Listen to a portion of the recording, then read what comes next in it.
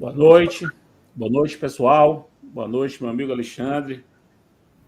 Boa noite, querido. Vamos conversar um pouco aqui. Já tem um pessoal entrando. E gente aí de tudo quanto é lugar, viu? Já vi de Belém do Pará, já vi de São José do Rio Preto. Tem de Caieiras, São Paulo, uma Daiane, que é aluna, quinto período do curso de Direito. Olha que Tem legal. gente aí chegando em tudo quanto é lugar para ir prestigiar, meu amigo. Guarapari, Espírito Santo. Vamos ver aí de onde é que essa galera tá vindo. Pessoal que Natal, pessoal que está assistindo, eu sei que eu não sou um grande especialista nisso, mas dizem que você, para prestigiar uma live no YouTube, você tem que curtir, tem que compartilhar, chama a galera, faça essas coisas aí que o pessoal diz que é importante fazer. Parece que tem um sino, né? Parece que tem um sino aí que você tem que tocar esse sino. Não sei se é bem isso, mas as pessoas certamente sabem. Toquem esse sino, compartilhem, curtam. Acho que a conversa hoje vai ser muito boa. Tem gente aqui da Faculdade Baiana, pessoal de São Paulo, Marialva, Paraná, Catu, aqui na Bahia, aqui próximo de Salvador. Tem o Wesley, que foi meu aluno. A galera entrando aqui, viu? Brasília é sua terra, Alexandre. Uma das suas terras, né? Você é um homem do mundo. Brasília é uma de suas terras. Beatriz está aí. Tá aí. Tem um filhinho de Brasília que me disse que iria participar. Pô, Nossa que querida beleza. amiga Carol Caputo falou que ia participar. Pô, Caputa. E ela está estudando essa. Ela se preocupa. Ela se debruça muito intelectualmente sobre o Supremo, né? É verdade. E é bom aqui, até para ver se ela faz perguntas, participa. Estou vendo aqui Santo André, Jacundá, no Pará, BH, Rio de Janeiro. Sueli, minha querida, que bom você estar aqui. Sueli falando da primeira turma da pós-prêmio. Aqui é uma aula, pessoal que está entrando, isso aqui é uma aula magna, uma aula master, com o meu amigo Alexandre Freire, daqui a pouco eu vou apresentá-lo, que é uma forma de nós começarmos a especialização. Embora não seja uma aula formal, é um bônus, né? Para mostrar mais ou menos para vocês que estão acompanhando como é que funciona o nível das aulas, a proposta dessa especialização, desse curso de especialização prêmio em processo civil, que eu coordeno com o Paulo Assarno Braga. Estamos indo para a terceira turma. Alexandre Freire foi professor da primeira turma. Um curso totalmente feito ao vivo, com aulas ao vivo como essa, só que numa sala de Zoom, com as pessoas podendo participar, podendo interagir, com aulas durante 24 semanas ao longo de 2022. E nessas 24 semanas vai ter sempre um tema da semana. Nesse tema da semana, as aulas de terça, todas as aulas de terça serão comigo. Então, é uma coisa que já não fazia há muito tempo, mas que com a tecnologia, né, permitiu poder estar numa sala de aula com gente do Brasil todo. Na primeira turma, metade da turma, tinha 90 alunos, metade da turma era composta por pessoas de fora da Bahia, de fora de Salvador, de vários estados do Brasil. Tinha gente do Acre que fazia aula com -2 de fuso horário. Você veja que coisa interessante, né? Então, o cara no Acre estava dentro da sala de aula, dentro de uma sala de aula, não é de ensino à distância, né? É você dentro da sala de aula, podendo tirar dúvida, interagir com as pessoas. E aí eu darei 24 aulas, portanto, serão 72 aulas, porque são 3 encontros por semana em 24 semanas. Sempre às terças-feiras as aulas são comigo, quinta de noite e sexta de noite, porque as aulas serão terça de noite, quinta de noite e sexta de noite. As aulas de terça são comigo, e nas aulas de quinta e de sexta a gente sempre tem um professor convidado, são mais de 40 professores que darão essas outras 48 aulas, são mais de 40 professores, todos eles professores, primeiro professores, né, pessoas que sabem ensinar, mas também que conhecem do assunto, porque são pessoas que estudaram aquele tema que foi selecionado. E a gente selecionou temas que você pode operar. Você termina a sua aula, no dia seguinte você pode levar isso para a sua operação, né? Seja você juiz, seja você promotor, seja você advogado, seja você servidor, seja você defensor público, qualquer das profissões que se valem do processo civil, consegue perceber a importância e a utilidade das aulas. Alexandre Freire é um desses notáveis professores que aceitaram o nosso convite para dar essas aulas. Eu fiz questão de trazê-lo para essa masterclass porque Alexandre está se especializando num assunto, pelo seu conhecimento, que ele já tem um conhecimento teórico, ele é doutor em Direito, mestre doutor em Direito, professor da Universidade Federal do Maranhão. Hoje ele é servidor do Supremo Tribunal Federal, ligado diretamente à presidência do Supremo Tribunal Federal, com um trabalho de desenvolvimento de um núcleo de pensamento estratégico, de reflexão, vamos chamar assim, reflexão íntima, que o Supremo criou para pensar sobre si próprio e pensar profundamente. E Alexandre Freire foi designado pelo presidente do Supremo Tribunal Federal, tendo visto o seu conhecimento, a sua notoriedade, para ajudar nessa tarefa. Então, você imagine alguém que tem uma formação acadêmica muito sólida, mestre e doutor em Direito, conhece Direito Público, conhece Direito Constitucional, é professor de processo, não só professor concursado da Universidade Federal do Maranhão, como professor convidado de diversas instituições, e agora foi chamado já há alguns anos para ajudar o Supremo a pensar sobre si e a trazer o pensamento para dentro do Supremo. Essa Secretaria de Altos Estudos, ele vai falar um pouco sobre isso. E sendo que ele já teve experiência parlamentar, já trabalhou no Congresso Nacional, inclusive foi fundamental na elaboração do Código de Processo Civil de 2015, a gente trabalhou junto no Parlamento Brasileiro, e foi assessor de ministro do Supremo, então ele estava em gabinete e agora está nessa função de pensar a gestão judiciária. E por conta disso, ele pode nos dar um testemunho, não só um testemunho, como uma explicação do que está acontecendo no Supremo. E daí o tema dessa aula. Eu vou falar um pouco sobre o tema, apresentar o tema, mas antes eu quero passar a palavra para Alexandre para ele dar as boas-vindas, falar com as pessoas, vendo aí a galera aí já de Mato Grosso, São Luís do Maranhão. Tem uma galera aqui, eu já me perdi de tanta gente que está entrando. Vamos lá, Alexandre, a palavra é sua, para começar a receber as pessoas aí. Primeiramente, eu queria te agradecer esse gentil convite para poder participar dessa live da Pós-Prêmio. Queria parabenizar a Faculdade Baiana de Direito por esta iniciativa. De fato, é uma pós-graduação diferenciada. Como você muito bem colocou, é uma pós que ela tem um traço muito interessante, uma pós cosmopolita, em duplo sentido. Primeiro, porque ela consegue reunir alunos dos mais diversos espectros e dos mais diversos estados, e também do próprio Distrito Federal. E o seu quadro docente é um quadro docente também cosmopolita, porque reflete uma visão que tem muito a ver com o Código de Processo Civil, no meu modo de ver. Que visão é essa? Uma visão de participação de professores, cada um na sua área de expertise, dos mais diversos estados e das mais diversas escolas. Isso significa que a pós ela consegue reunir uma miríade de pensamentos e que ela consegue também transmitir não apenas uma única forma de ver o processo civil, mas as diversas formas. Isso tem a ver muito com o traço da sua personalidade. Uma pessoa que consegue aglutinar pessoas, consegue reunir pessoas com as mais diversas formas de compreender o fenômeno jurídico, em especial o processo civil. Então, para mim, é uma grande honra participar de um projeto dessa envergadura, com essas características.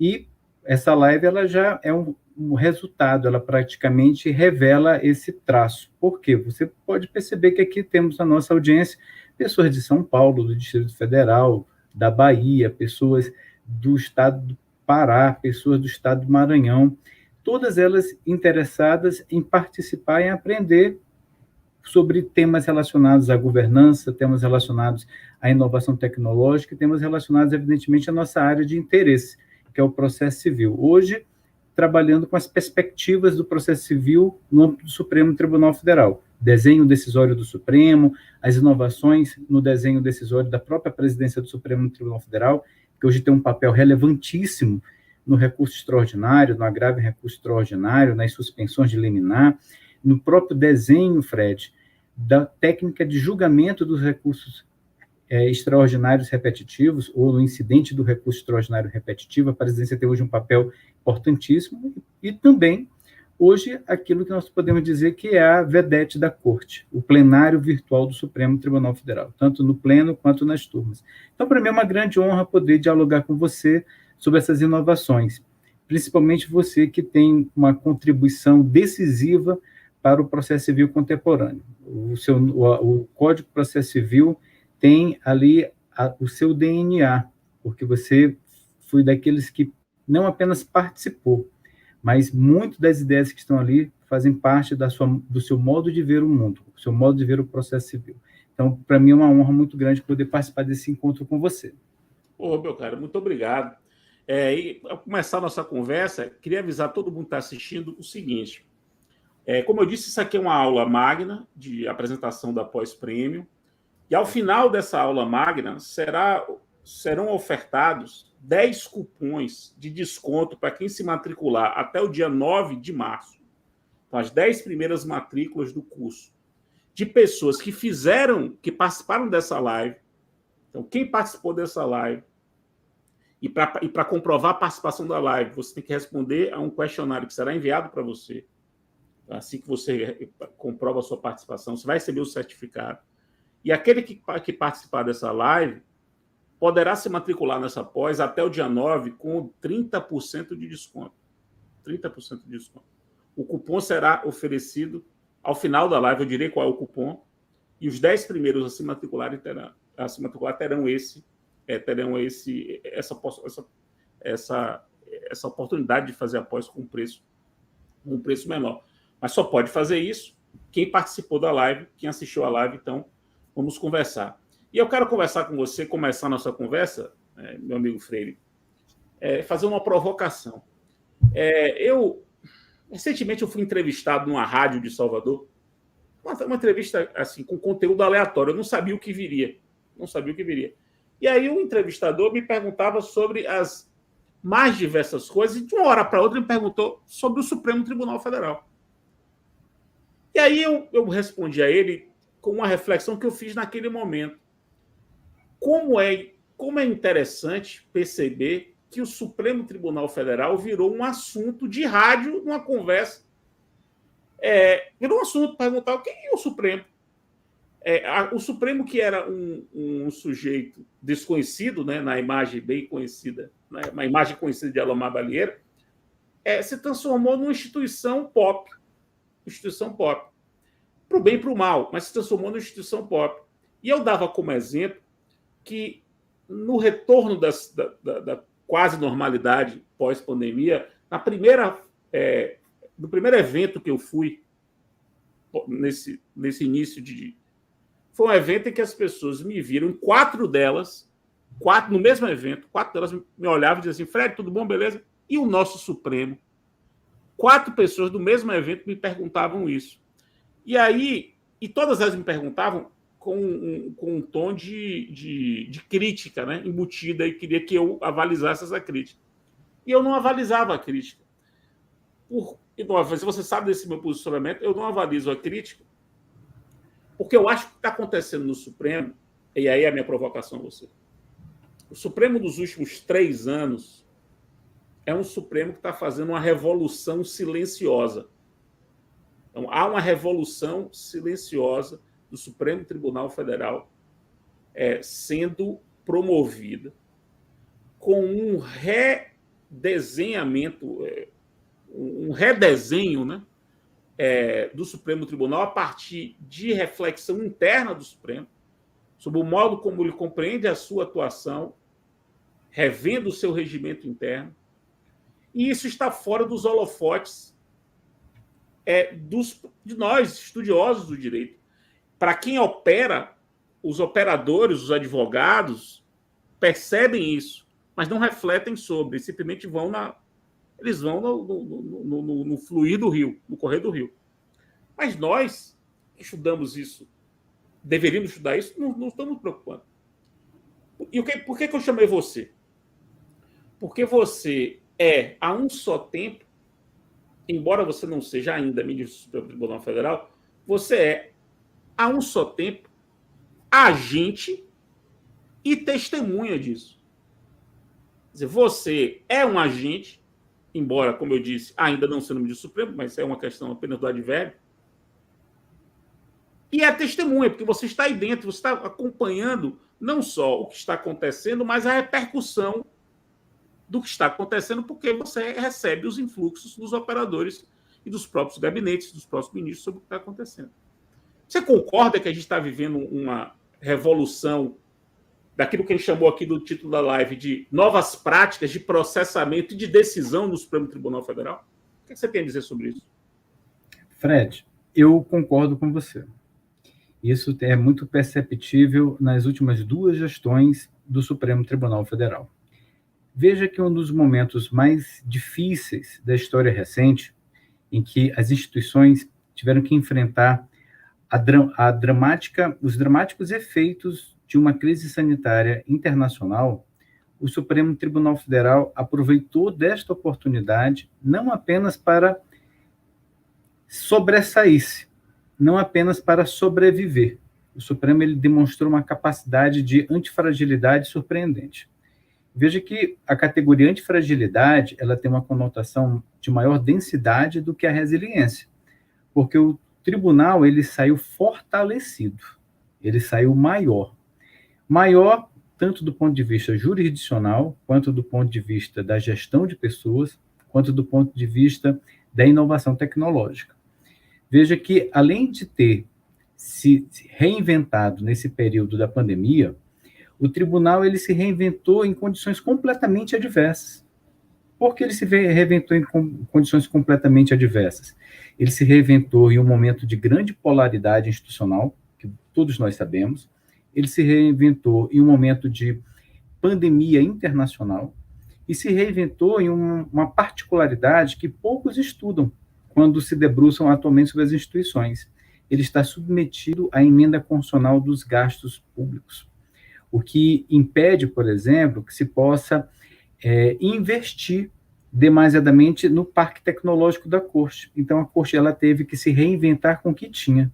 E o que isso é muito interessante, porque nesse momento de grande adversidade, o tribunal não apenas inovou o seu regimento, mas ele também inovou a partir daquilo que eu tenho denominado de costume judicial, a partir de decisões judiciais que são refletidas a partir das questões de ordens que são assentadas pela Corte, e também a partir do desenvolvimento de uma tecnologia própria do tribunal. Então, veja que não se contratou startups que atuam na área, mas se desenvolveu pesquisa de primeira linha no parque tecnológico da Corte, que resultou na possibilidade do tribunal, nesse momento de grande adversidade, em não fechar suas portas, ou como diria o ministro Marco Aurélio, não fechar o protocolo.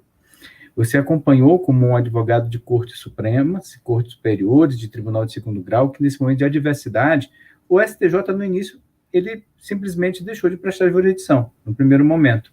O Supremo, em momento algum, deixou de prestar jurisdição. O plenário do Supremo Tribunal Federal funcionou de forma remota, a partir de uma inovação importante, que foi o julgamento por videoconferência, que no âmbito do Supremo Tribunal Federal nunca tinha ocorrido.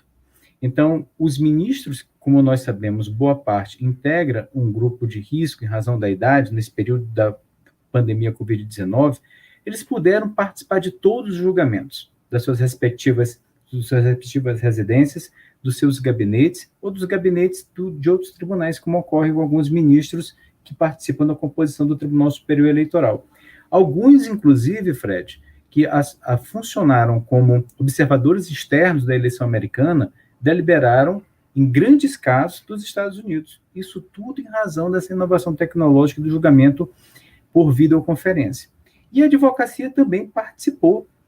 Veja que essas inovações preservaram a prerrogativa dos advogados, que eles puderam assomar, digamos assim, a tribuna virtual da Corte para poder fazer a defesa dos interesses dos seus constituintes. No mais, o tribunal não apenas decidiu os grandes temas da pandemia Covid-19, que chegaram à Corte, vejam, temas novos e complexos, que foram decididos no plenário presencial na modalidade de julgamento por videoconferência, mas não deixou de voltar sua atenção para o acervo do tribunal. Nós sabemos que grandes temas estavam aguardando uma deliberação da Corte. Matéria de direito tributário, matéria de direito econômico, matéria de direito trabalhista, matéria de direito constitucional. Temas já selecionados sobre a sistemática da repercussão geral foram examinados. Em que ambiente? No ambiente de deliberação virtualizado. E também o tribunal, ele não tomou uma decisão solomônica. Vamos decidir apenas o que temos. Não. O tribunal manteve-se aberto para o exame de novas questões submetidas à Corte através dos recursos excepcionais e através dos recursos ordinários. Tanto é que um período de maior exame de temas de repercussão geral, ou seja, para analisar se a matéria tinha ou não repercussão geral, vejam que coincidência, 2020, 2021. Mas com folga, com folga. Com folga. E decisões importantes, bem fundamentadas, que permitiram ao tribunal sinalizar, inclusive, sobre matéria processual. Vejam um importante tema que diz respeito à possibilidade do Supremo Tribunal Federal examinar recurso extraordinário em que se discute única e exclusivamente a tese, formalizada em julgamento de RDR.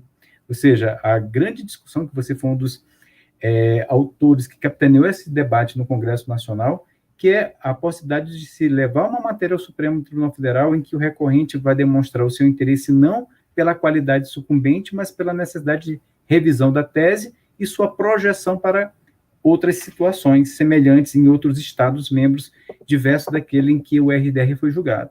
Então, veja que o tribunal teve tempo para se ocupar de questões desta envergadura. E outras mais que o tribunal teve que examinar, como a possibilidade de revisão de quórum de modulação de efeitos, quando a declaração for de constitucionalidade, em que o tribunal assentou a desnecessidade de julgar um tema dessa envergadura com quórum qualificado de 2/3. Apenas para ficar em 2 temas que são da nossa área de interesse intelectual. Então, eu diria para você que o tribunal ele passou por um processo de reengenharia institucional, principalmente naquilo que toca à presidência da Corte. Eu tenho acompanhado os trabalhos da presidência há algum tempo. Como você bem mencionou, eu tive uma experiência na presidência da Comissão Mista de Orçamento do Congresso Nacional. E fui convidado pelo ministro Dias Toffoli para auxiliá-lo na presidência do Supremo Tribunal Federal na qualidade de assessor especial. Então, eu comecei a acompanhar esse processo de mudança de forma de compreender o direito, forma de compreender sua competência, a própria reengenharia institucional já nesse período.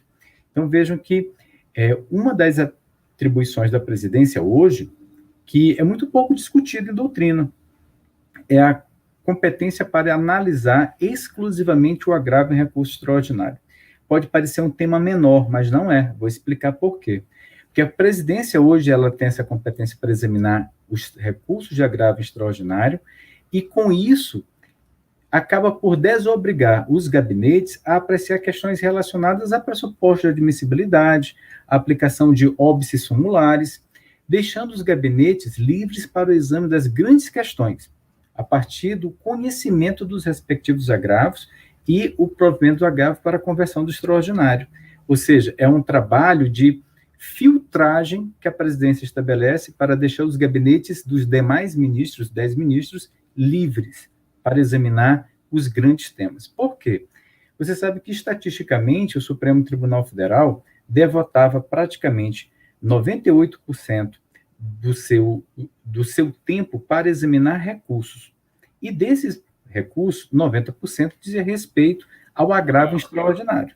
Ou seja, o Supremo acabava por decidir matérias eminentemente processuais. E o que é mais interessante, desse percentual, 2% era de provimento dos agravos extraordinários. O que você pode perceber era um tempo demasiado para que o Supremo decidisse não decidir, porque o recurso não era examinado. Então, essa atividade que ocupava muito tempo dos gabinetes passou a ser da presidência. Então, veja que só aqui nós temos uma eficiência significativa que confere ao tribunal maior performance e um grau altíssimo de acurácia no exame de pressuposto de admissibilidade, de enunciados obstativos e, sobretudo, Fred, uma questão que é importante hoje, a aplicação de temas de repercussão geral para recursos extraordinários avulsos e repetitivos. Então, essa é uma primeira parte que eu queria lhe dizer de como o tribunal tem avançado.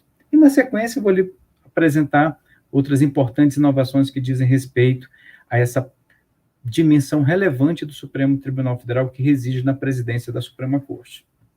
Ótimo. Deixa eu fazer algumas considerações aqui sobre o que você comentou. Primeiro, que eu tenho a mesma impressão, que eu acho que tem algum eco aí, não sei se é com você. Você está ouvindo pelo YouTube?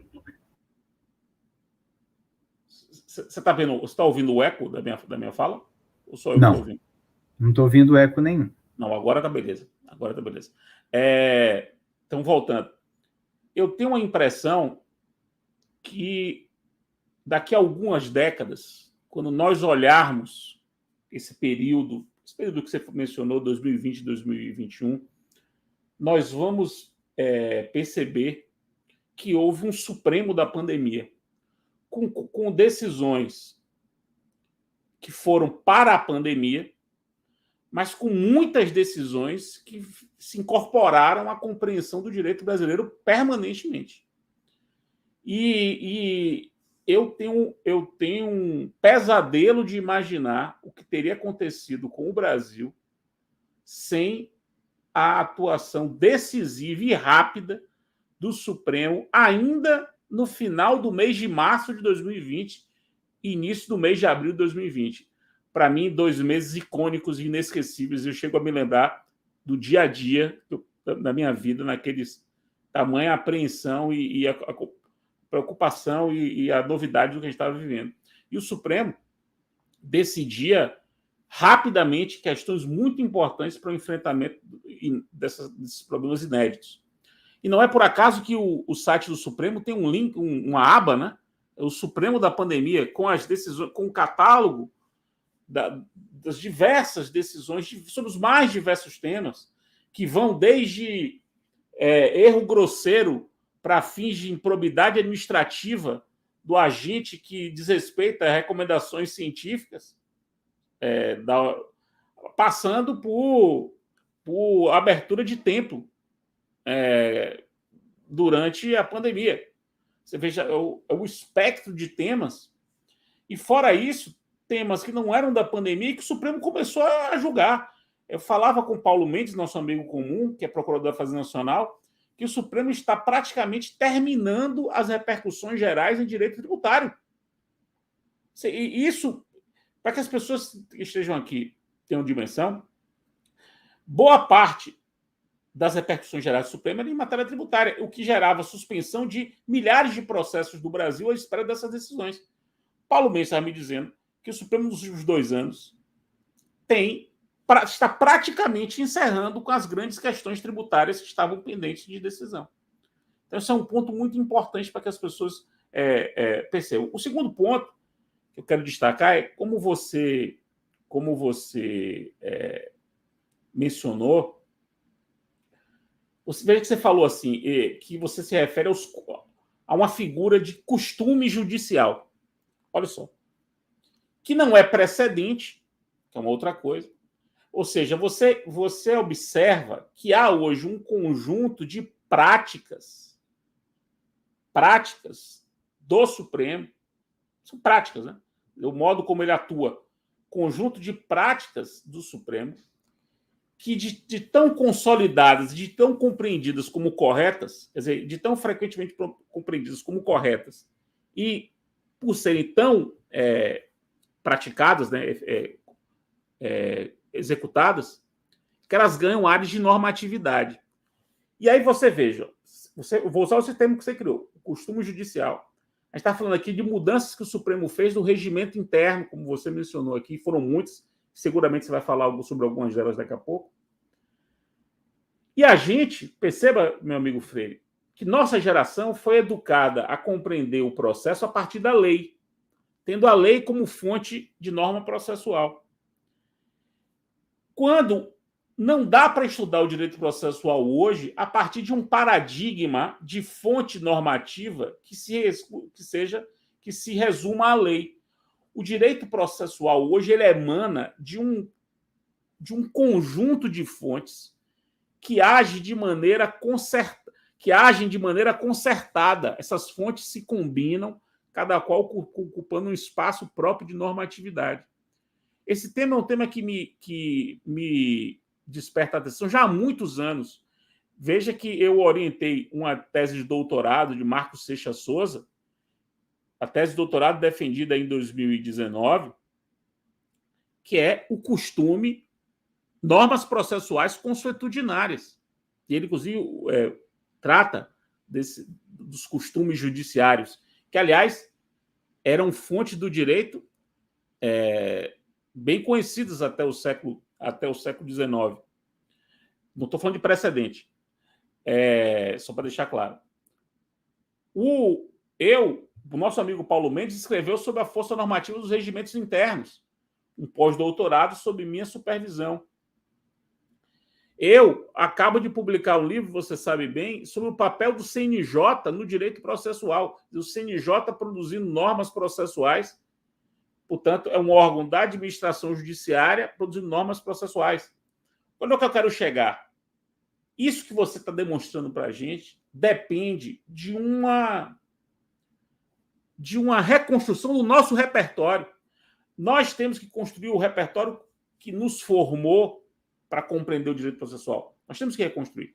Senão a gente simplesmente não vai entender o que está acontecendo ou não vai aceitar. E aí é aquela coisa que eu gosto de dizer para os meus alunos. Tem gente que, quando vê a realidade e não consegue compreender a realidade, quer negar a realidade, que é mais ou menos a mesma coisa que você negar a chuva. Está chovendo, você diz, eu sou contra a chuva.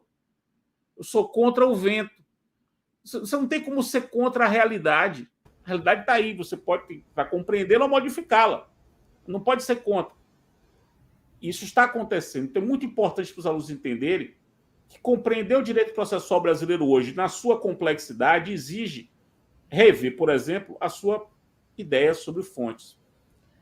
E aí vem a terceira coisa que eu quero lhe dizer, é um pedido que eu lhe faço. Como um agente dos mais diversos estratos nos assistindo, tem como você fazer um rápido glossário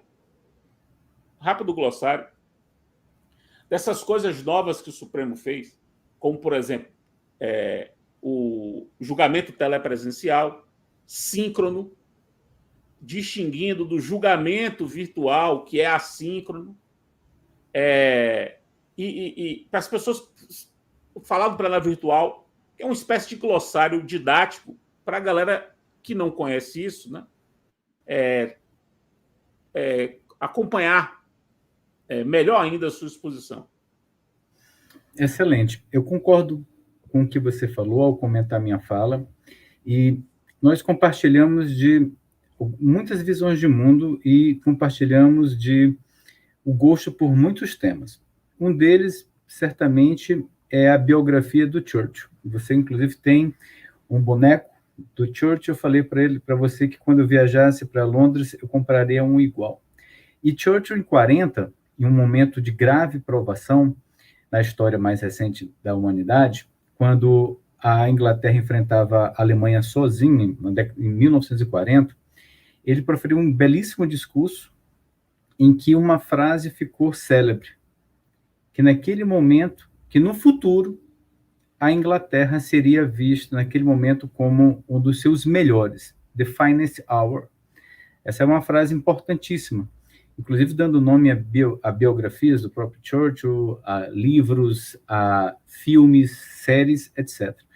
Eu diria para você que o Supremo Tribunal Federal, como você bem colocou, quando visto no futuro, 60 anos adiante, os intelectuais, a comunidade que se debruçar sobre o Supremo, dirá que esse período que você registrou, dos 2 primeiros meses, de um grave período de provação institucional, serão considerados melhores momentos do Supremo Tribunal Federal. Justamente pelo que você falou, o momento de enfrentamento de uma crise de pandemia e um momento de turbulência institucional, momento de limitações orçamentárias, e o momento em que o tribunal, diante desse quadro severo, mostrou coragem para superar grandes desafios. E isso permitiu que o Supremo Tribunal Federal ele estabelecesse também uma nova forma de decidir, constituindo a partir dessa nova forma de decidir, também uma nova fraseologia decisória. Então, veja que o Supremo Tribunal Federal, ele instituiu um modelo decisório que pode ser subdividido em dois, digamos assim, ambientes de deliberação. O primeiro deles é o ambiente de deliberação presencial, síncrono, mas que se dá por videoconferência. Recentemente, o ministro-presidente editou um ato normativo que restabeleceu o retorno às atividades presenciais. Mas o modelo continua para os ministros que, por exemplo, entenderem por bem deliberar de forma remota. Esse é o que você mencionou de julgamento síncrono, ele ocorre em tempo real. O modelo de julgamento assíncrono, ele comporta duas dimensões. Isso aqui também é importante mencionar, e daí a relevância do pedido que você fez para apresentar esse glossário. Primeiro, temos o plenário virtual da repercussão geral, porque temos um ambiente eletrônico dividido em dois. Plenário virtual, que é próprio da repercussão geral, que foi pensado em 2007, ainda sob a presidência histórica da ministra Ellen Grace. Histórica, em que a ministra inovou no Supremo Tribunal Federal, entre suas práticas de decidir, ao instituir um ambiente próprio de deliberação para examinar duas importantes questões: a natureza constitucional da matéria suscitada no recurso extraordinário e se assentar a existência ou não dos requisitos da repercussão geral. Porque no passado, quando se iniciou o exame da repercussão geral no Supremo, a Corte apostou em uma deliberação convencional, julgar no plenário presencial.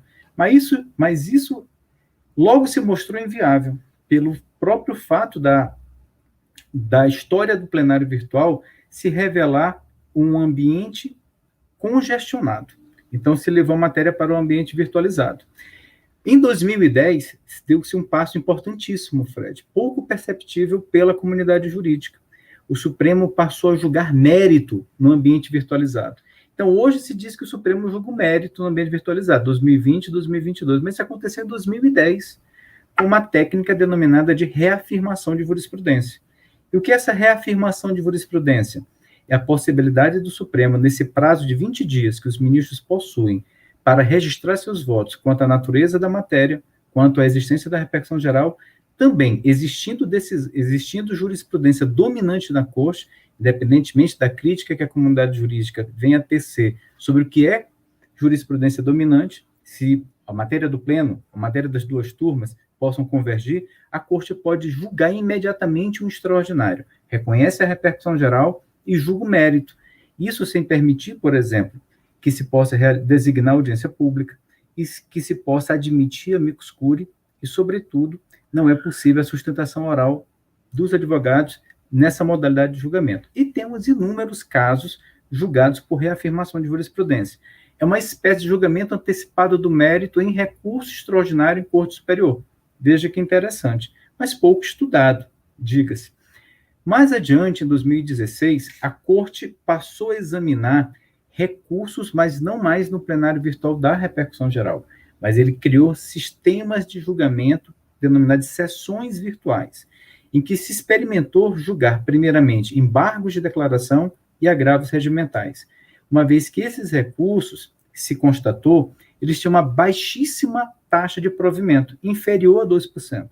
Então, o que se pensou? Ao invés de se deixar, ao invés de se julgar esses recursos no ambiente presencial, vamos deixar o ambiente presencial para o julgamento de grandes temas. E passou-se a julgar os recursos de agravo e embargos em listas. E o que são essas listas? São formas em que os ministros lançam os recursos, ações, incidentes, para que eles possam ser examinados pelos demais pares. Então, temos listas com números e denominações ao ano. Então, é possível que uma lista tenha um processo, como é possível que uma lista tenha 400 processos.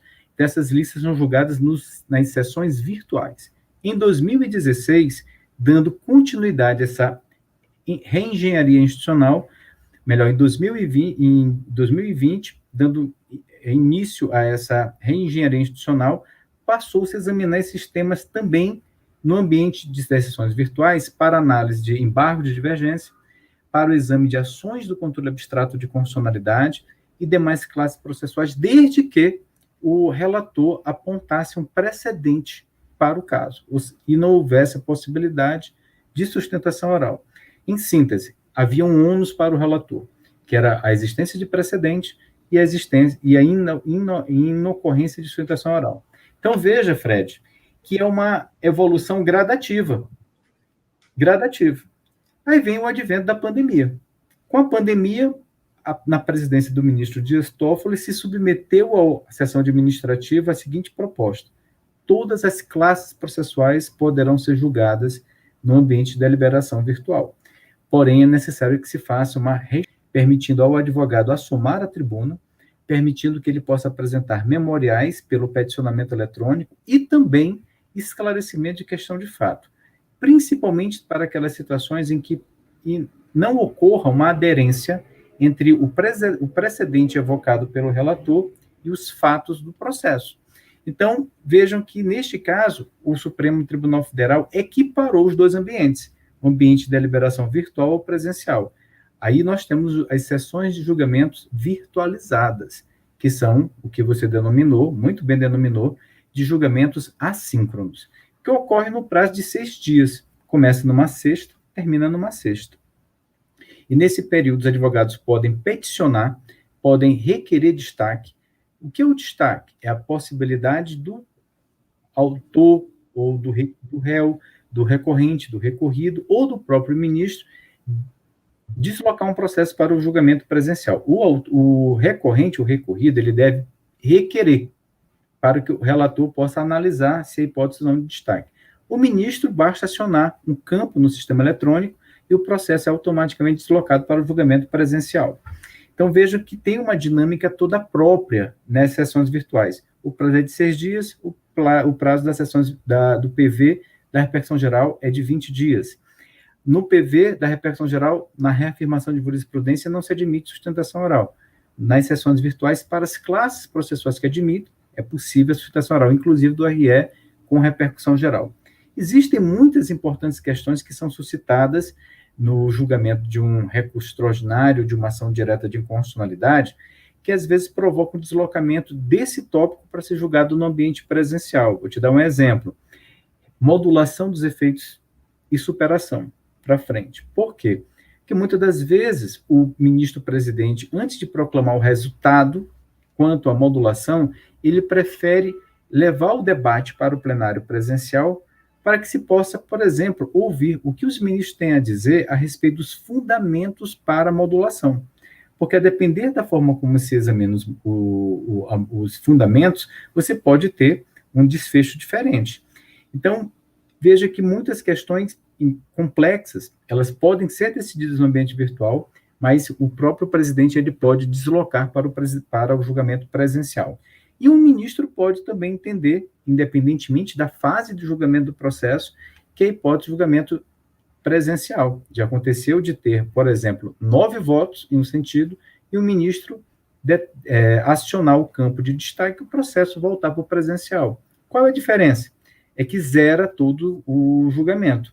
Então, há necessidade de nova leitura de relatório, sustentações orais, e inicia-se novamente o debate. Então, essas são algumas particularidades dessa forma de julgamento. Durante algum tempo, graçou-se uma crítica a essa técnica de julgamento do Supremo Tribunal Federal em razão de uma suposta ausência de transparência, né? E o que o Supremo entendeu por bem fazer? Acolhendo sugestões da academia, sugestões da advocacia, reinventou esse ambiente de deliberação. Hoje, as sustentações orais são disponíveis, os votos são disponíveis, os relatórios, e também, o que é interessante, se acusa no sistema, isso é perceptível para toda a sociedade, as mudanças de voto ao longo do entendimento, ao longo do julgamento. É possível que um ministro comece adotando a perspectiva do relator, e quando se inaugura uma divergência, ele possa migrar de posição, por ser convencido pelos argumentos do colega. Então, isso tudo hoje é exibido no site do Supremo Tribunal Federal, revelando um grau altíssimo de transparência ativa da Corte. A Corte, hoje, ela observa os ODS, os Objetivos de Desenvolvimento Sustentável da Agenda 2030, e um deles é justamente eficiência e transparência. Então, veja que o tribunal, nesse momento que eu disse para você que eu concordava, que os 2 primeiros meses eram um momento de glória da corte, foi o momento em que o tribunal começou a implementar essas importantes e viscerais mudanças na sua técnica de decisão. Então, são esses 2 pontos que eu queria complementar o que você me perguntou. É incrível, né? Agora, vamos lá. Para que as pessoas não pensem que isso aqui está sendo patrocinado pelo Supremo Tribunal Federal, que não é, isso aqui é uma reflexão acadêmica, né, intelectual, 2 pessoas que gostam de pensar sobre o direito e sobre o direito processual de um modo particular. O que você vislumbra, Freire, como algo que precisa ser aperfeiçoado, e o que você vislumbra como o próximo passo? Se é que você já pensou qual seria esse próximo passo. Então, são duas perguntas. Uma pergunta, digamos assim,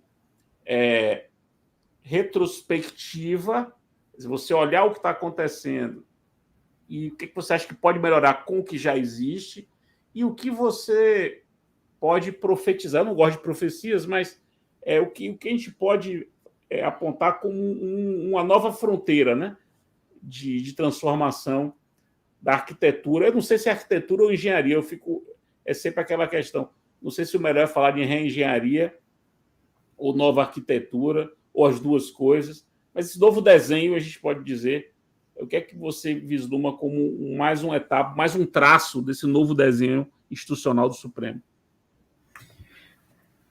Um dos aspectos eu até salientei, é a impossibilidade de se realizar sustentação oral na reafirmação de jurisprudência, porque ali é julgamento de mérito de um recurso extraordinário no plenário virtual da repercussão geral. Isso é uma crítica, e você pode colocar isso como uma coisa que está errada. É uma crítica que o tribunal ele tem que repensar o desenho deliberativo da sistemática da repercussão geral quanto à reafirmação de jurisprudência, permitindo que o advogado possa assumir a tribuna. Nesse mesmo ponto, reside uma outra crítica, que é a limitação de performance do amicus curiae. Por quê? O amicus curiae, como nós sabemos, é um terceiro que participa do processo, no meu modo de ver, de forma interessado na fixação da tese, no sentido dos valores que preconiza.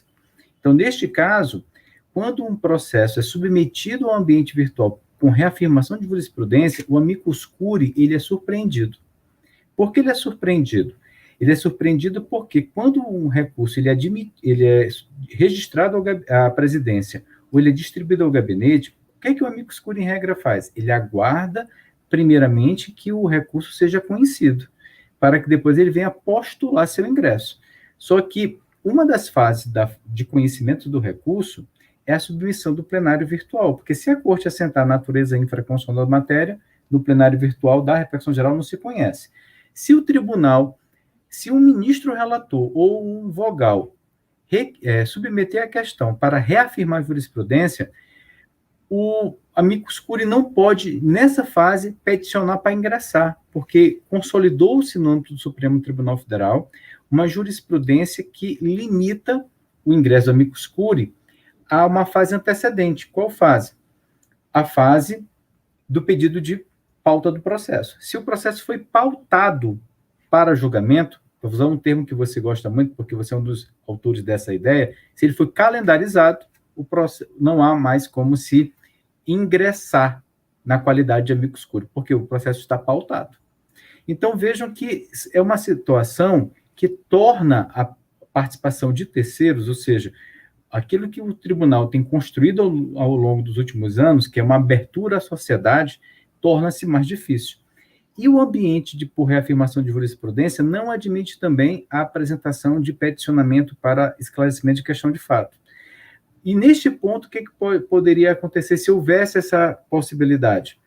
A apresentação de um argumento afirmando que, por exemplo, o precedente foi superado pelas questões de fato, pelo novo tecido legislativo. O caso é distinto também? O caso é distinto.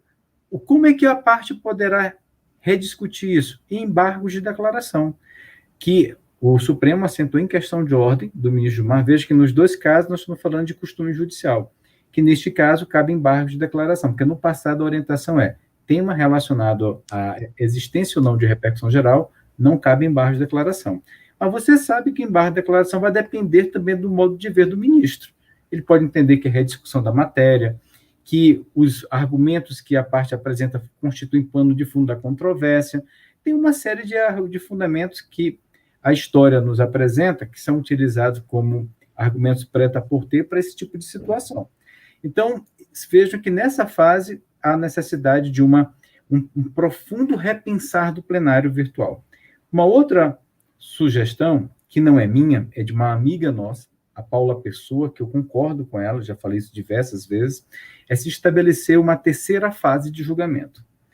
Justamente quando houver, nas sessões virtuais, a apresentação de voto dissidente, para que se permita aos ministros uma reflexão maior, para usar uma frase do ministro Marco Aurélio, sobre o ponto levantado pelo ministro que apresentou a divergência.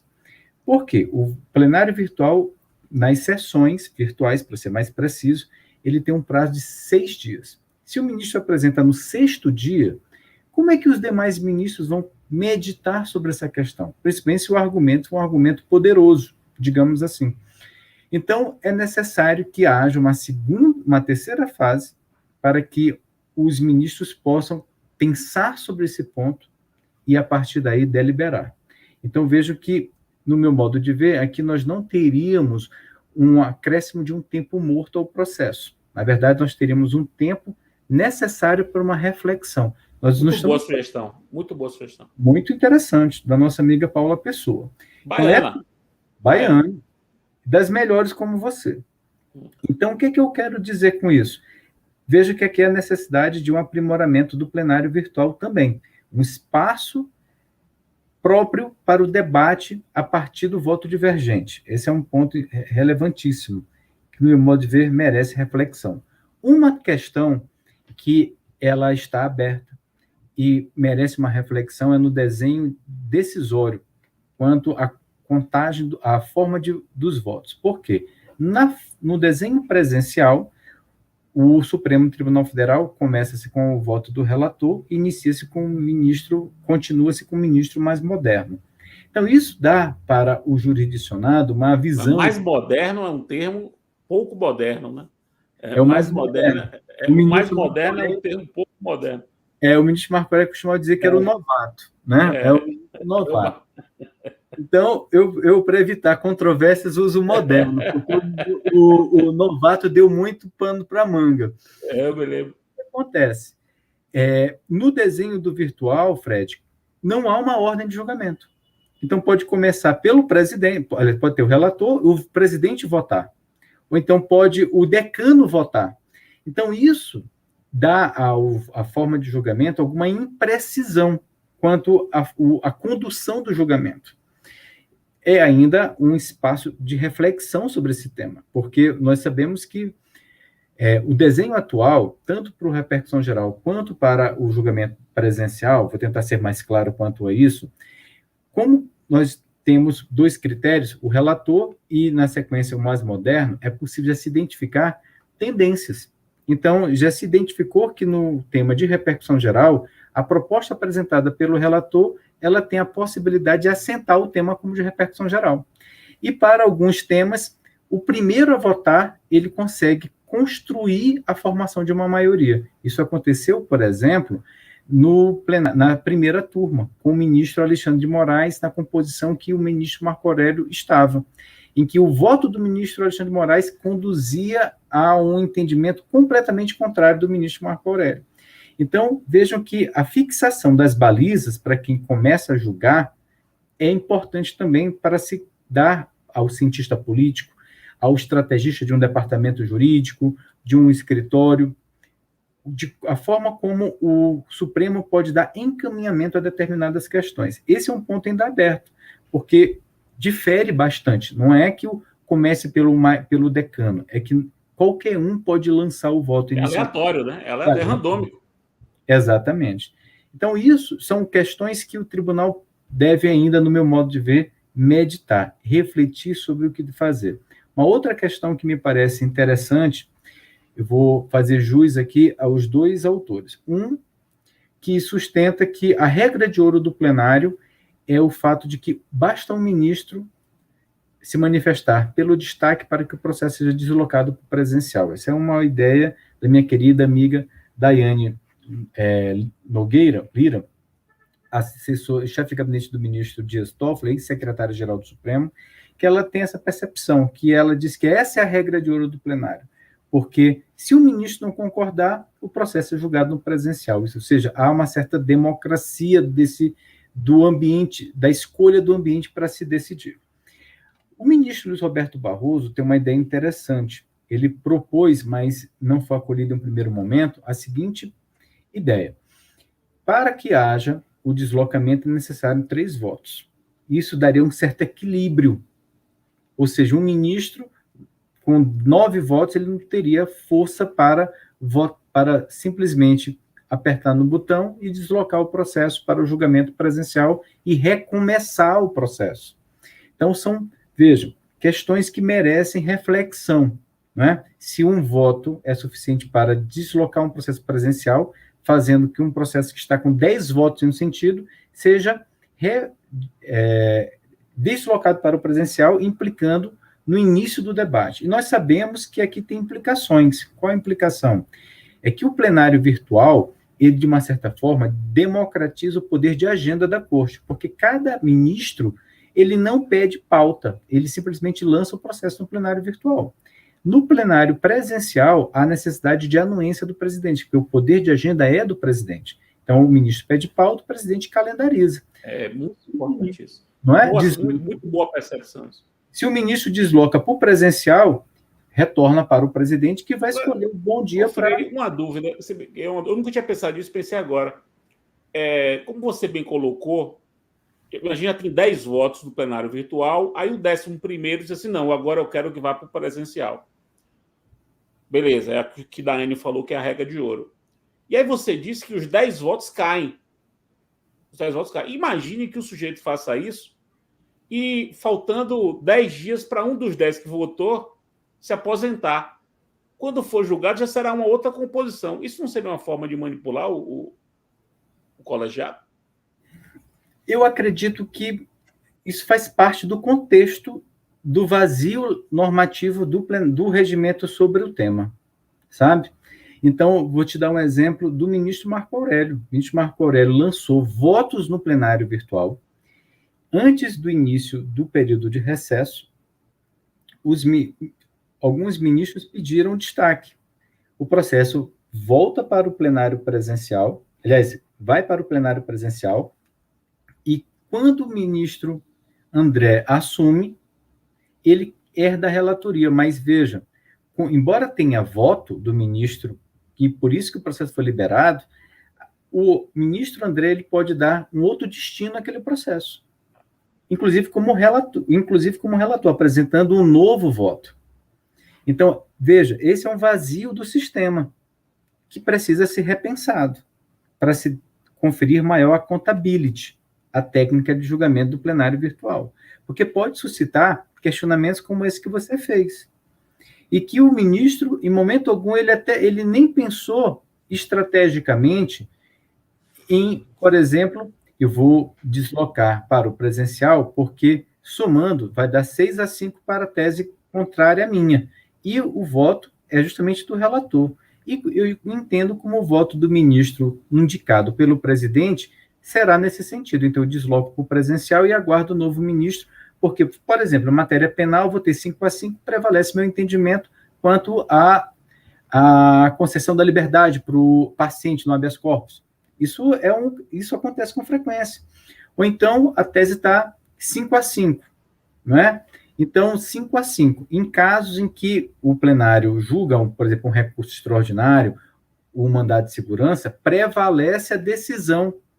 Vamos supor, um recurso ordinário, Fred, ou um RE, quando há empate, prevalece a decisão impugnada.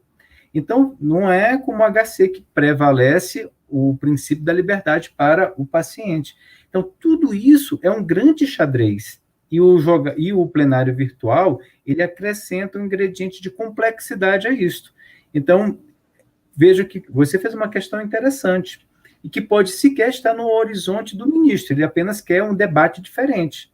Mas isso pode gerar uma estratégia de pleno, uma estratégia de turma, para que se prevaleça uma determinada orientação. Porque você sabe que a orientação de um ministro pode, a depender do julgamento, fixar o entendimento da corte, principalmente em julgamentos que envolvam precedentes qualificados. Julgamento de RE com repercussão geral, ADI, algum incidente como incidente de assunção de competência que ainda não foi suscitado no Supremo, mas tem previsão tem previsão no Código de Processo Civil e se aplica subsidiariamente no regimento interno. Então, tem força vinculativa. Então, são situações como essa que essa interpretação da regra regimental acaba por dar uma margem para uma compreensão de que o ministro pode inverter um julgamento apenas se valendo do destaque. Em um caso muito concreto, como o que você mencionou, o porvir da aposentadoria de um ministro no curso do julgamento. Eu te dei 2 exemplos concretos do que aconteceu. Então, vejam, esse é um ponto que há necessidade de aperfeiçoamento do regimento do Supremo Tribunal Federal, que inclusive motivou o ministro Marco Aurélio a consultar a presidência da Corte se ele poderia lançar, por exemplo, seus votos no período de recesso, porque ele se aposentou no dia 12 de julho e era recesso. Então, muitos ministros deliberavam no recesso. Liminares, ele podia decidir eliminar até o dia 12, mas ele não poderia lançar seus votos no sistema eletrônico, porque não havia sessão. A sessão só começaria em agosto. Então, esses vazios normativos, eles precisam ser preenchidos para que se confira maior segurança jurídica e se confira também maior accountability. É isso, meu caro. O pessoal pode perceber com clareza, com essa nossa conversa, qual é a pegada da pós. A pegada da pós é essa aqui.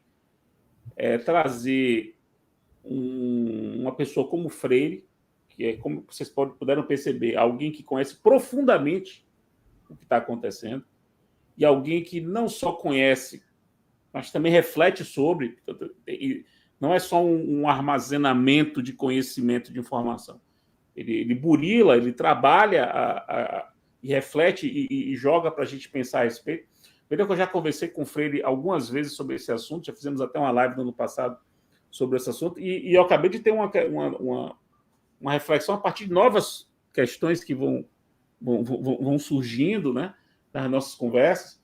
Lembrando que é uma pós que vai se dar ao longo de todo 2022, são 24 semanas ao longo de 2022, com aulas terça-noite, quinta-noite, sábado e sexta-noite. Terça-noite, quinta-noite, sexta-noite.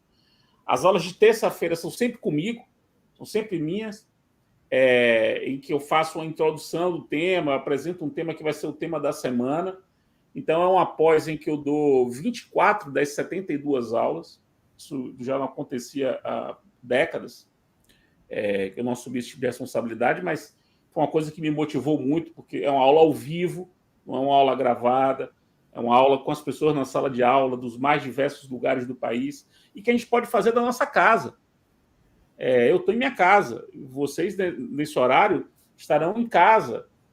Saem da aula, vão para o quarto, vão tomar um banho, se preparam para a aula 3 minutos antes da aula começar.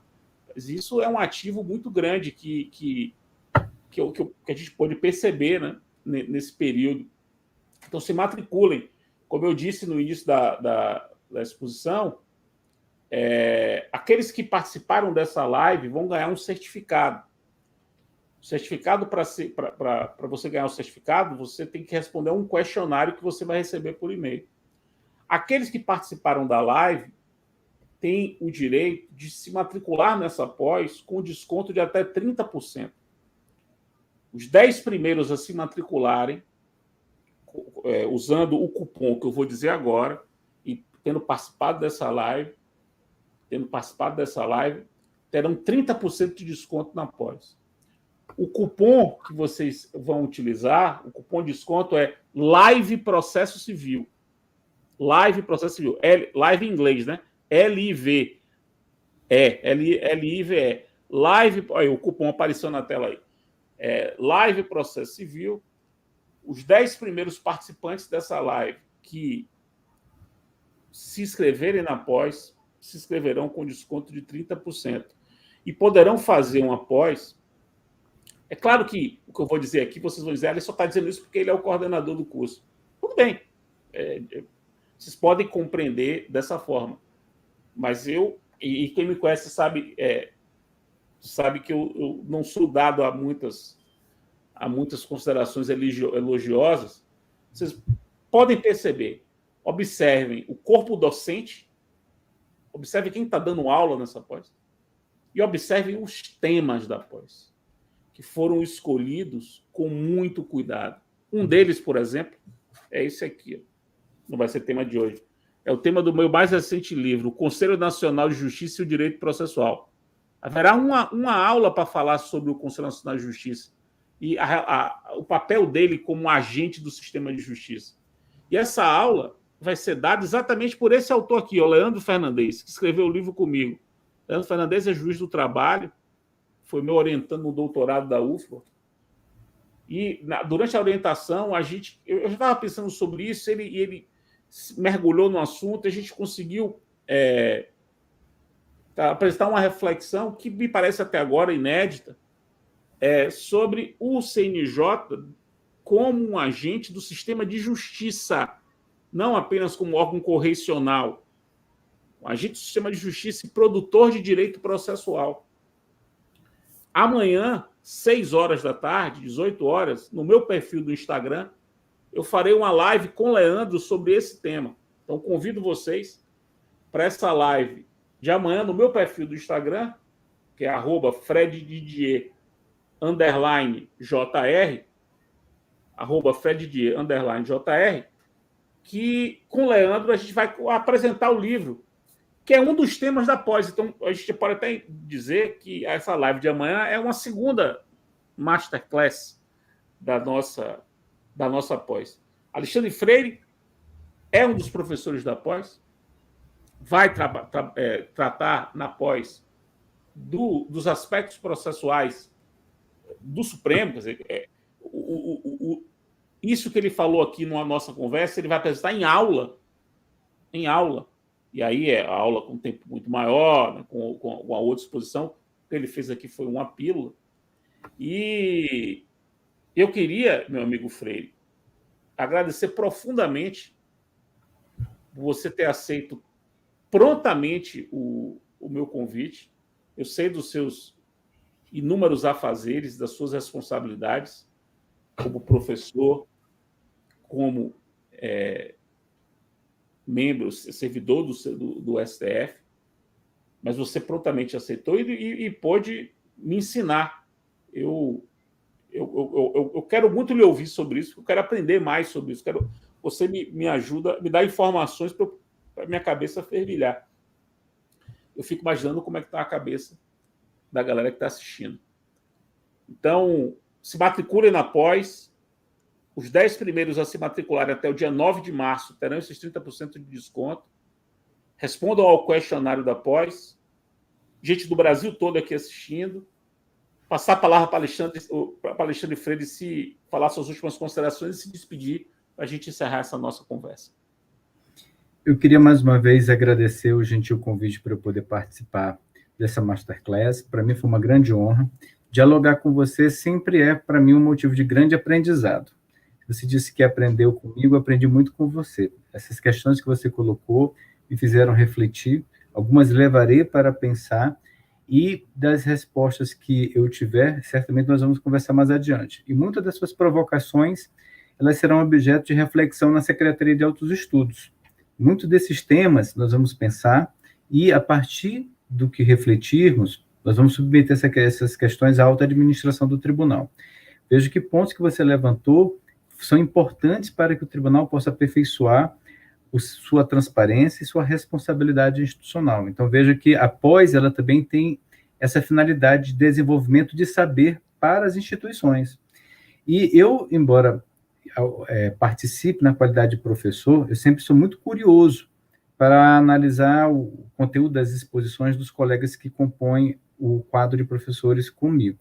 E eu percebi claramente que a pós, ela foi uma pós customizada para os grandes temas. Ela é aquela pós que podemos dizer bespoke, tailor-made, né? Ela é feita para um público diferenciado, não é uma pós convencional. É o que o Fred mencionou no início da nossa exposição. Você finaliza o módulo, acaba uma aula, no dia subsequente você senta na sua mesa de trabalho e minuta um RE, elabora uma opinião jurídica, dá uma consultoria com base no que você aprendeu no dia anterior. É uma pós mesmo voltada para quem quer fazer diferença no mercado de trabalho. Então, para qualquer professor, é uma grande honra participar de uma pós dessa envergadura. E veja que o nosso público é um público muito qualificado, muito diverso, de todos os rincões do país. Estou observando aqui na nossa caixa de comentários, um público muito, muito diferenciado, com observações muito eloquentes. Gostei muito de participar e te devolvo a palavra. Mais uma vez... Mas responda a Sabrina aí. Sabrina quer o seu perfil. Eu vou passar aqui. Vou passar para... é Alexandre RS Freire no Instagram. Alexandre RS Freire no Instagram. Pode me seguir, eu sempre posto algumas questões relacionadas a processo e algumas questões mais culturais. Fred, muito obrigado. Valeu, meu querido. Obrigado. Um grande abraço a todo mundo. Boa noite, pessoal. É amanhã na live no meu perfil do Instagram, 18 horas. Eu, Leandro Fernandes. Abraço, pessoal. Abraço. Tchau, tchau. Eu mesmo vou assistir amanhã. Tchau, tchau. Valeu.